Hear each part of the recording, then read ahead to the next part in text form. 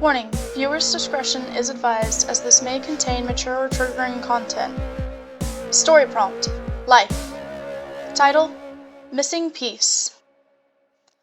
Alcarus, why have you forsaken us? A woman asked as she kneeled in front of one of his statues.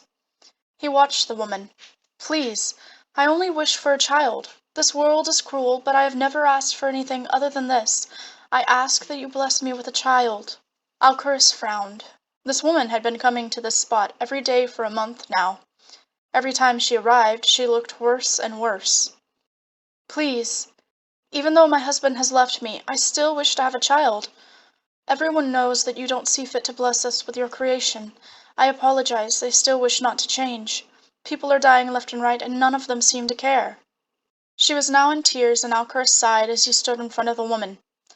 Humans are such foolish beings indeed, but you are the most foolish one, coming here so often, hoping I'll answer your prayers. I've given up on your kind. Why do you bother? The others know I've given up on them, Alcarus said, even though the woman wouldn't hear him or see him. The woman looked up for a moment. He froze, feeling as if she did see him, her eyes seeming to hold something in them, but she stood and left like usual. Alcarus watched the woman. Again and again she came back, and he stood there in front of her. She would stare directly where he stood after praying to him, but not speak up, simply wearing a forlorn look. 4 months had gone by, and the woman once again kneeled before the statue, praying. Please. It was short and simple. Alcarus watched her once again, though he had moved from the spot he originally was, and much to his surprise, the woman looked towards him. A single tear slid down her face. I know mankind has done wrong, but you still have so many who follow your will. So why? Alcarus was too shocked to move or speak as the woman looked at him before turning away and walking back down the rigid mountain path. He sat there, unmoving for hours, thinking about her words. Had he been corrupted by his creations, only seeing the worst in them? Could he go as far to say as he hated them? A week had gone by, and the woman hadn't returned. A part of Alcarus was sure she had given up. The other half of him said something was wrong. Had he started caring for the people he created again? Warmth filled his chest in response, and he groaned, locating the woman. He materialized next to her as she laid in a semi-nice-looking bed. Now that he looked around, this place was in decent shape, away from other humans. The sound of the woman gasping made him move to her side, and her eyes opened. Alcarus, she panted out, staring directly at him, though there was no way he was wrong about it this time. Somehow, this woman, even as she laid there, dying from fever, saw him. You're a very stubborn human, he muttered before sitting on the edge of the bed to stare at her. She simply smiled at him. There are still those of us who hold faith in you. Please don't abandon all of us. I know. It must be tiring, watching us destroy things, some not even believing in you any longer, but... She coughed a few times, covering her mouth with a cloth to catch the blood. You created all of us to not feel alone, but perhaps if... I know I am nothing more than your creation, but could I help you? Her question caught Alcarus off guard. Help me? With your frail, dying form? I can see you.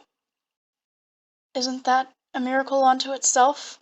Perhaps I was created to at least let you talk to someone. I don't need a child anymore. I know now. The child and I would die. I would never put that kind of pressure on an unborn life. Death before getting to fully greet life. An almost bitter feeling swept into Alcarus's chest. Why aren't you mad at me? I figured you knew I would be dying soon, that you didn't want to lose a child's life because my body would be unable to handle it. I couldn't be mad at you. You are my creator. Chills ran through Alcarus. He hadn't known. When had he lost his connection to his people? You didn't? She said softly. but there was still a smile on her face. I truly do hope that you will open up your heart to your creations once more. Perhaps if you do that, then...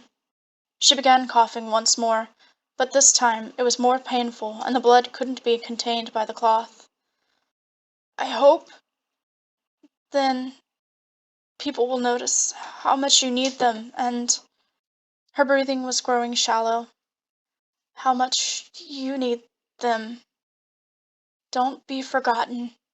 Her words were barely audible, and she stopped breathing.